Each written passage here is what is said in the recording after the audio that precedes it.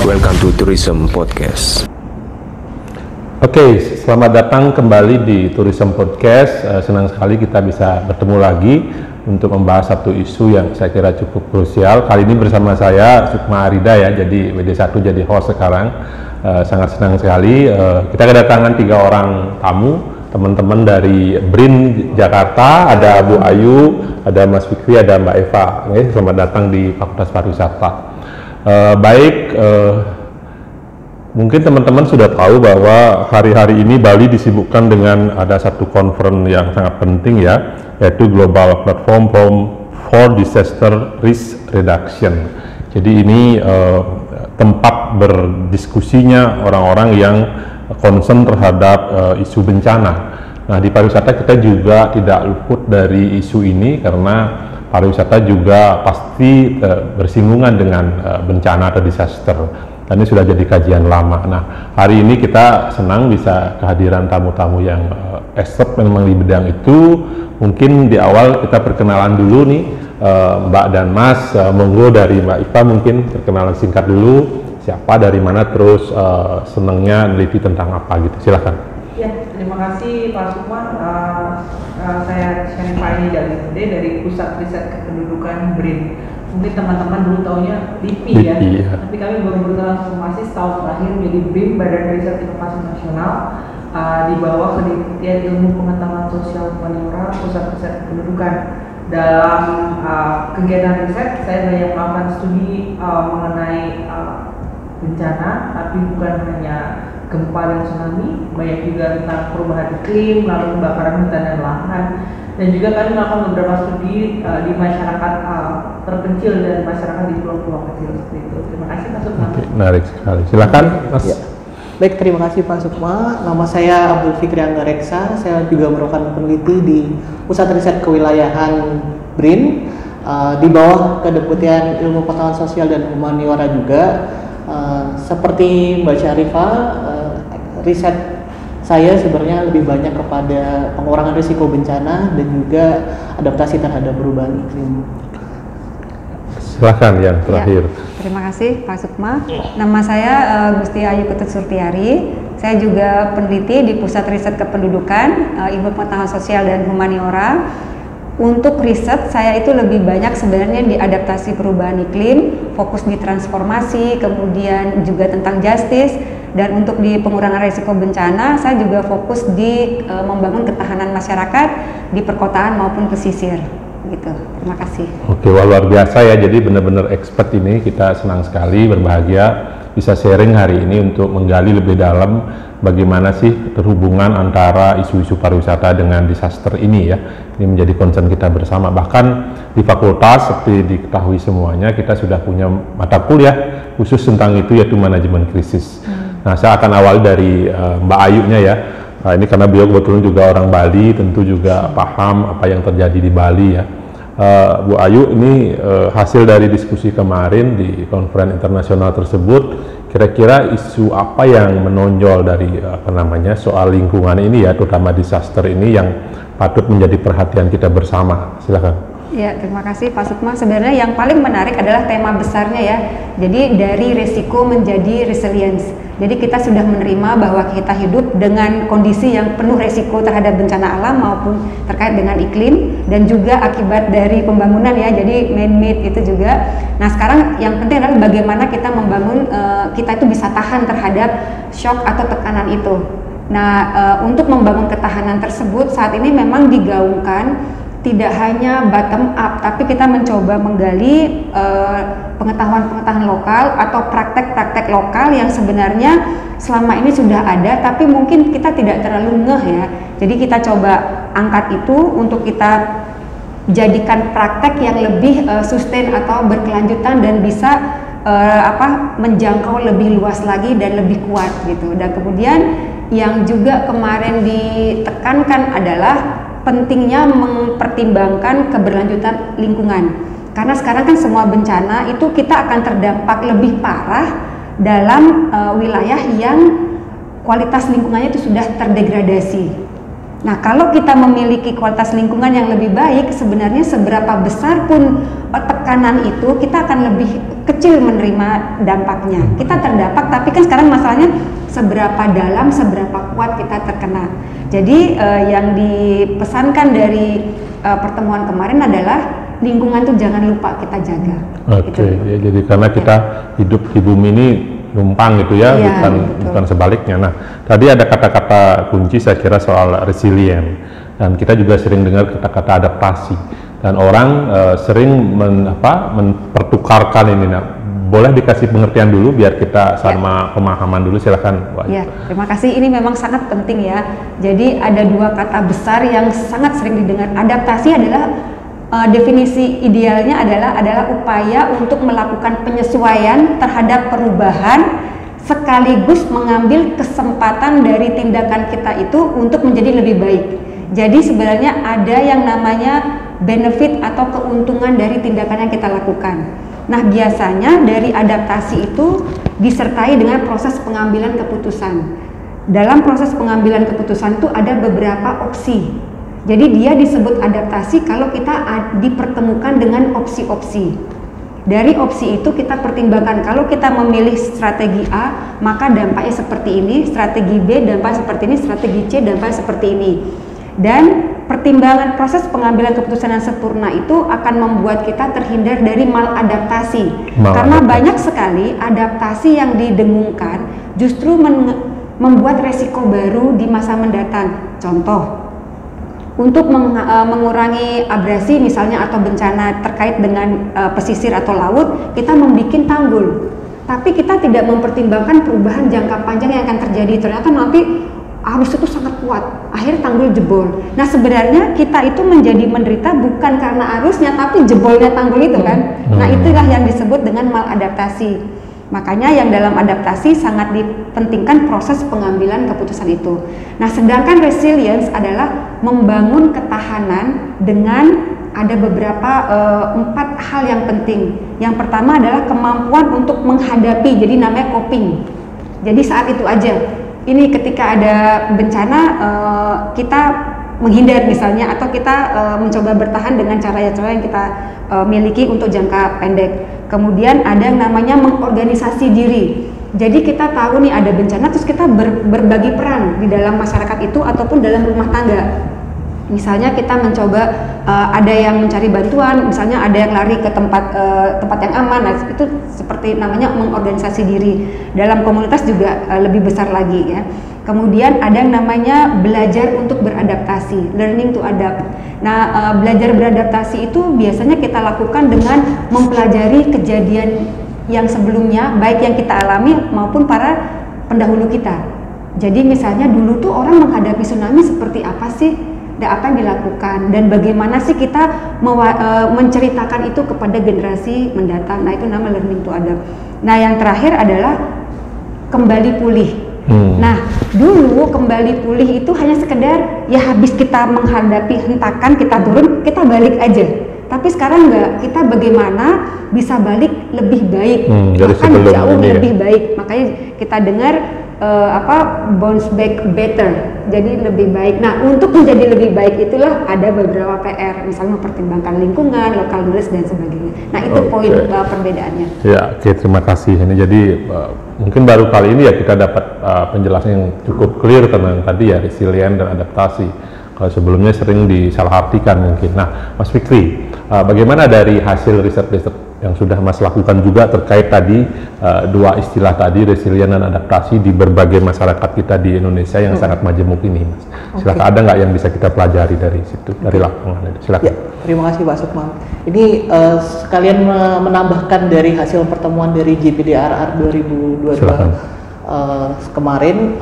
Jadi salah satu key takeaways-nya yang paling kami anggap menonjol adalah pentingnya untuk mengintegrasikan pengurangan risiko bencana dengan Sustainable Development Goals SDGs 2030, yang salah satu tagline-nya adalah No One Left Behind. Jadi bagaimana upaya pengurangan risiko bencana itu juga bisa mendukung dari upaya pembangunan berkelanjutan tahun 2030 tersebut. Dan dalam upaya pengurangan risiko bencana tersebut penting juga untuk memperhatikan seluruh aktor atau seluruh aspek yang ada dalam suatu sistem itu, termasuk dalam hal ini adalah indigenous people atau masyarakat adat, masyarakat lokal, terus juga ada aspek disabilitas, masyarakat disabilitas itu harus semuanya itu bisa terakomodasi dalam berbagai kebijakan yang sangat penting.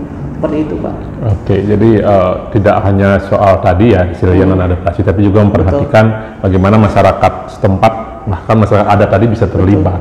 Nah, kalau dari lapangan gimana, Mas? Kalau sebelumnya sudah sering riset nih, tadi kan kita ngomong normatif yang disampaikan oleh lembaga-lembaga dunia atau forum-forum riset internasional. Nah, kondisi di tingkat kita di grassroots seperti apa sih soal menanggapi tadi isu resilience dan adaptasi tadi? Kebetulan saya kebanyakan melakukan, saya secara pribadi dan juga tim ya, melakukan banyak penelitian di Sulawesi Tengah, terutama setelah gempa dan tsunami likuifaksi di Palu ya pada 28 September 2018. Dan di situ bisa menjadi sebuah pelajaran yang sangat berharga ya, bahwa ternyata exposure dari atau paparan dari sebuah ancaman bencana itu bisa berbeda antara satu wilayah dengan wilayah yang lainnya. Ada satu wilayah yang lebih resilient yang dijelaskan oleh Bu Ayu tadi, bahwa ada yang lebih cepat build back better and safer-nya. Ada juga wilayah yang sebenarnya tidak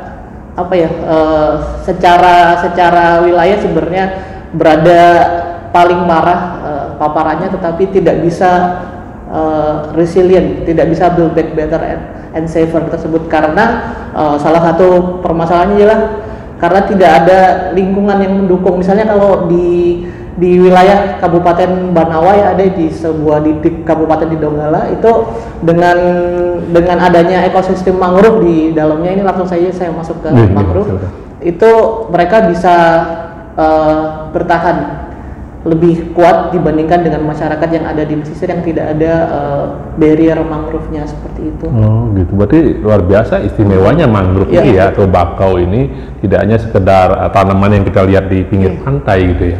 Mungkin Mbak Eva bisa bantu. Sorry buat kaget. Apa sebenarnya istimewanya mangrove ini dan bagaimana relasi mangrove dengan masyarakat di sekitarnya ini kira-kira, dan kalau kita kaitkan dengan bagaimana kita menghadapi bencana ya di daerah pesisir itu. Silakan, Mbak. Iya, Pak Sukman. Bersamaan juga dengan GP daerah kemarin, melanjutkan dari studi sampaikan orang Mbak Ayu dan Mas Fikri tadi, memang menekankan pada nature based solutions atau menguatkan kembali pemanfaat jasa lingkungan, terutama ekosistem yang sudah ada untuk pengurangan risiko bencana. Seperti yang kita lihat, banyak sekali fungsi mangrove kalau kita bicara tentang tsunami yang menyelamatkan masyarakat di sekitarnya. Kita bicara dari mulai gempa dan tsunami Aceh 2004, lalu di Palu 2018. Dan bukan hanya gempa dan tsunami, abrasi juga di pantai utara Jakarta.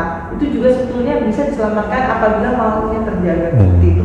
Bencana-bencana pandemi seperti yang mendekatkan ketika ekosistem itu hilang, artinya jarak antara manusia dengan host atau bencana zoonotik akibat hewan tertentu atau spesies lain, itu akan semakin sering terjadi kalau tidak ada barriernya, yaitu ekosistem itu sendiri gitu.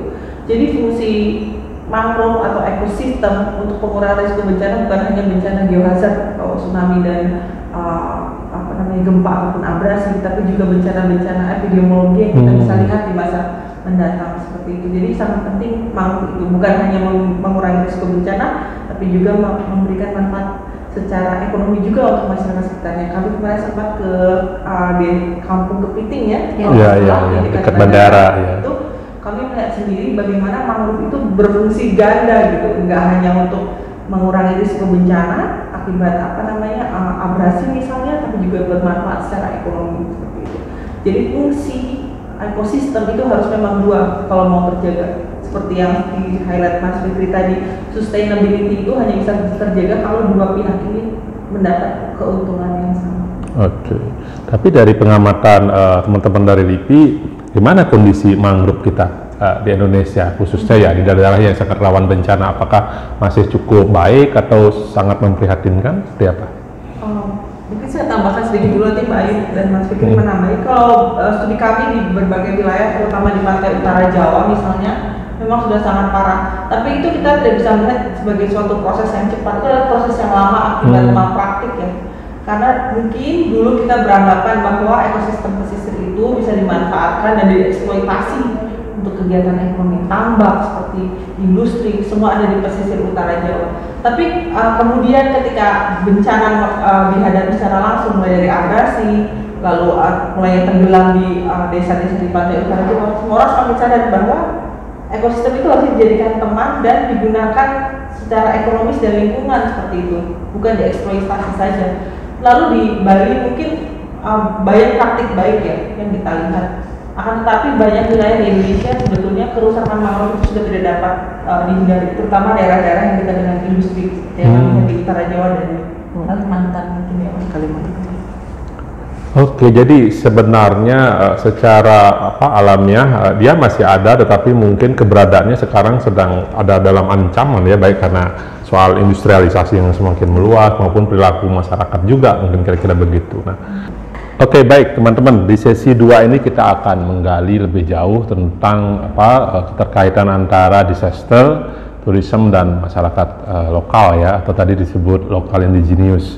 Karena dari pengalaman menghadapi pandemi, misalnya di Bali yang kita lihat 2 tahun terakhir ini betapa rapuhnya soal tadi kita resilient dan adaptasi ini. Nah, bagaimana kira-kira teman-teman atau Mbak dan Mas dari BRIN ini melihat tentang ketersanggupan kita kemarin menghadapi pandemi COVID-19 dan prospek ke depannya kalau terjadi lagi krisis, kan kita nggak tahu ya ke depan akan seperti apa.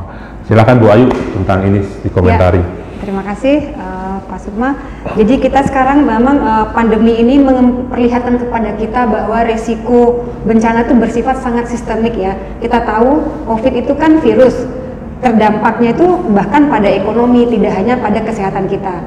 Dan pariwisata itu kan merupakan sektor yang paling pertama terdampak karena kita sekarang hidup di dunia yang terkoneksi satu sama lain. Dan kita tuh sekarang tanpa batas. Pariwisata itu adalah sektor yang terhubung baik mulai dari lokal sampai global. Jadi hentakan di level global itu akan berdampak pada kita.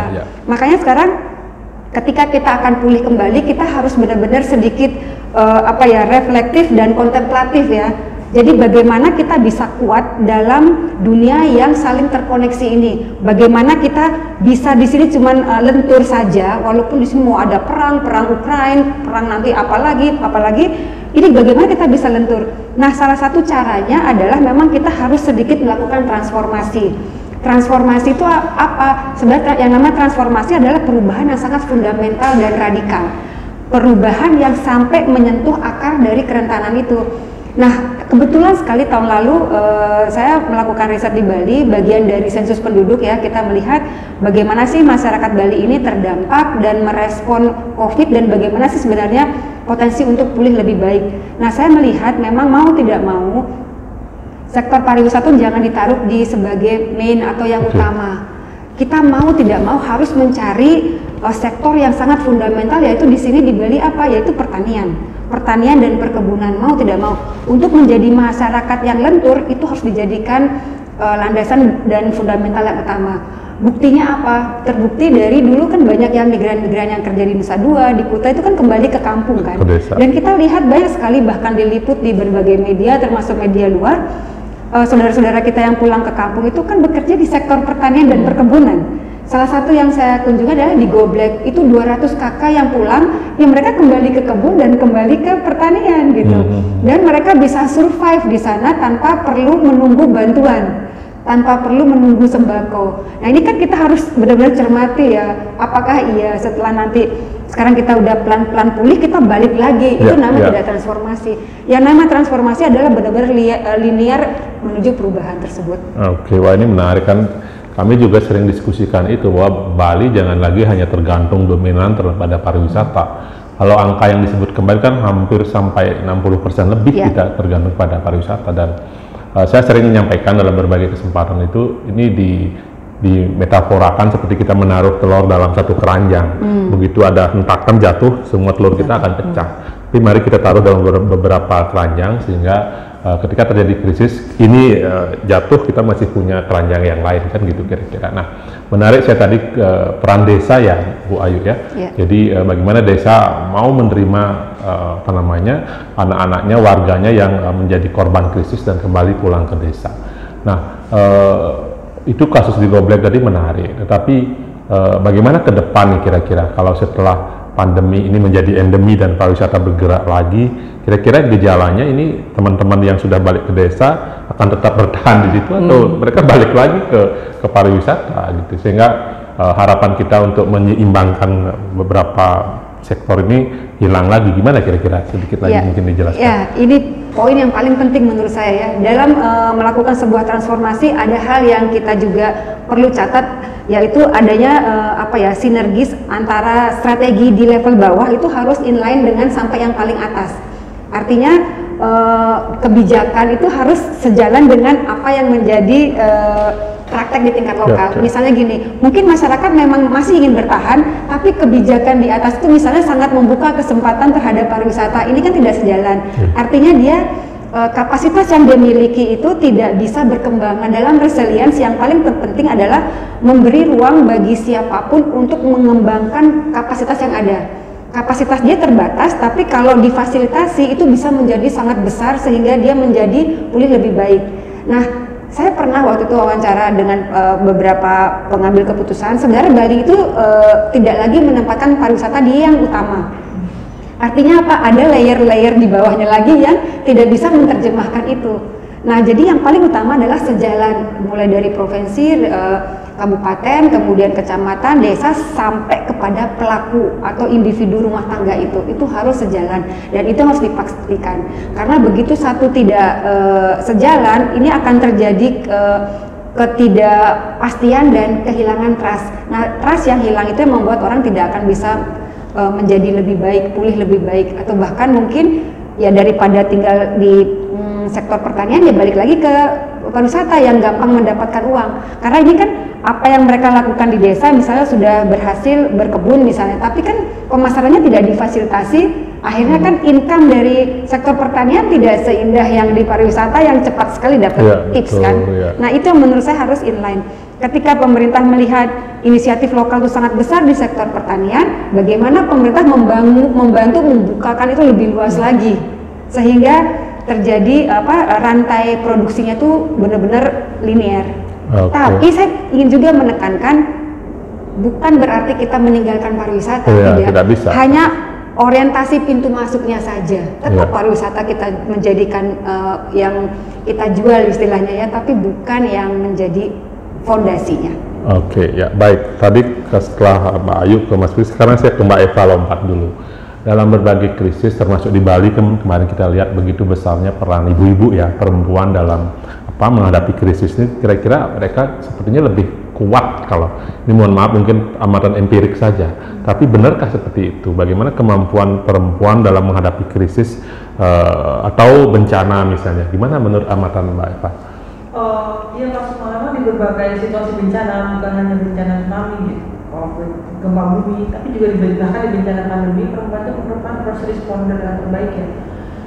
Karena mereka mengerti situasi kebutuhan keluarga secara keseharian seperti itu, bukan hanya berfungsi untuk domestik, tapi juga menjadi fungsi untuk mendukung perekonomian keluarga. Contoh selain di Bali, di daerah prioritas untuk wisata seperti Danau Toba yang kami kunjungi di tengah pandemi tahun lalu juga situasi yang sama.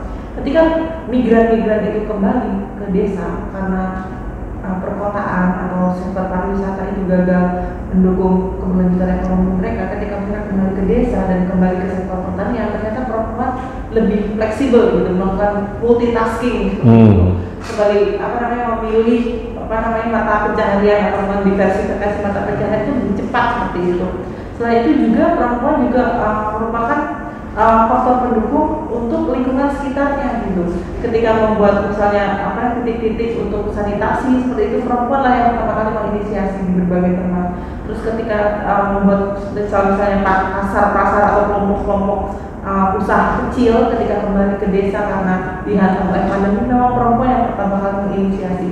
Seperti yang kami lihat juga di Danau Toba, tenun itu kembali dibangkitkan oleh perempuan yang sebelumnya ditinggalkan karena mereka merasa sektor pariwisata, terutama hospitality, bekerja di sektor perhotelan menguntungkan, sehingga banyak sekali tradisi-tradisi lokal yang sebetulnya menghasilkan ekonomi itu ditinggalkan. Jadi ketika kembali ke desa, perempuan ini kan bagi menghidupkan seperti itu.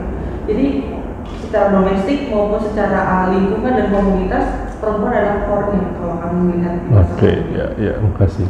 Jadi ini menarik ya sesungguhnya karena kita bukan bicara soal keadilan gender dalam konteks ini, tapi benar-benar melihat bahwa memang perempuan ini punya daya tahan yang lebih kuat ketika menghadapi krisis. Di tingkat keluarga juga begitu saya kira ya.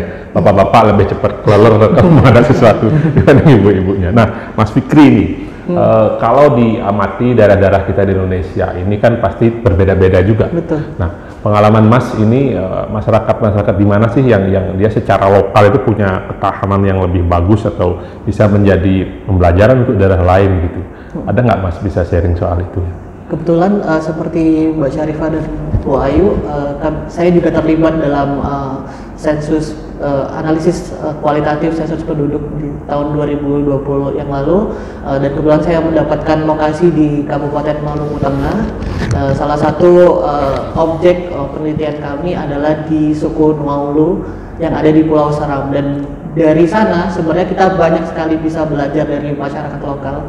Seperti yang mungkin kita ketahui, kebanyakan bahwa masyarakat lokal di Indonesia itu kebanyakan dianggap tidak berdaya, tidak memiliki kemampuan apapun. Tapi sebenarnya mereka banyak sekali memiliki mekanisme atau memiliki strategi survival tersendiri yang sebenarnya tidak ada dalam textbook atau dalam apa yang kita pelajari selama ini, terutama saya yang belajar pengurangan risiko bencana. Mereka sebenarnya mereka sebenarnya adalah masyarakat yang berdaya, yang memiliki kemampuan untuk memiliki adaptasi mereka tersendiri. Salah satunya ketika pandemi ya, memang masyarakat suku Nuaulu ini tidak tergantung dengan aspek pariwisata, tetapi beberapa di antara mereka ada juga yang bekerja di sektor pariwisata.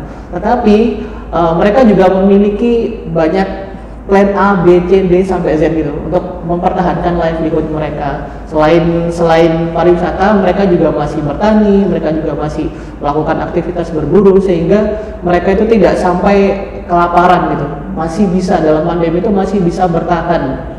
Berbeda kan kalau misalnya dengan masyarakat kota gitu. Iya, yang lebih yang lebih dianggap modern gitu. Padahal sudah modern ya. Betul. Ya, baik, jadi pembelajaran yang bagus sekali. Nah, Mbak Ayu, saya kira kalau kembali tadi ke Bali kan kita melihat ketika kita mengekspos soal bencana, soal krisis, tetapi kita daerah pariwisata juga kadang-kadang kan dianggap ini sebagai kampanye negatif. Ada nggak saran bagaimana cara kita menyampaikan pesan-pesan krisis disaster ini tapi dengan cara yang lebih wise misalnya, sehingga tidak mengganggu dalam tanda petik ya sistem pariwisata kita ini? Silakan. Ya, terima kasih. Ya, ini sangat penting ya. Kita tahu Bali ini pulau kecil dan kita dikelilingin oleh laut ya, dan kita juga beberapa kali mengalami bencana, erupsi dan sebagainya. Sebenarnya ya caranya menyampaikan adalah membangun ketahanan itu. Jadi setiap hotel atau pelaku wisata bisa menyebutkan bahwa mereka sudah ready atau sudah mempersiapkan, kita nyebut dengan kesiapsiagaan menghadapi bencana. Justru sebenarnya dengan kita mengetahui, kita bisa mempersiapkan diri kan, dan seharusnya kita mulai bisa bersahabat dengan istilah resiko itu dibandingkan kita menghindari membahasnya. Menurut saya semakin kita bahas, sebenarnya semakin kita aware. Kalau setiap orang itu aware, maka setiap orang itu akan bisa bersiap. Dengan bersiap, maka kepercayaan luar atau wisatawan itu akan semakin meningkat sebenarnya. Ada banyak sekali sebenarnya udah menjadi contoh bagaimana sebuah negara justru menunjukkan mereka itu memang mereka rawan bencana dan mereka sudah siap gitu. Itu sebenarnya lebih menarik, lebih penting bagaimana kita bersiap dengan mengetahui resiko itu. Baik, demikian tadi sahabat Tourism Podcast, kita sudah berbincang-bincang tentang resiliensi, kemudian adaptasi, disaster dan tourism, dan banyak sekali yang sudah dibagikan oleh Mas dan Mbak dari BRIN atau LIPI ya. Terima kasih sekali lagi atas kesempatannya berbagi. Mudah-mudahan bermanfaat dan ini menjadi awal kerjasama kita yang lebih luas nanti dengan BRIN ya, mungkin lewat Merdeka Belajar dan seterusnya. Tapi untuk kali ini kita cukupkan dulu. Sampai jumpa di podcast berikutnya. Terima kasih. Terima kasih. Welcome to Tourism Podcast.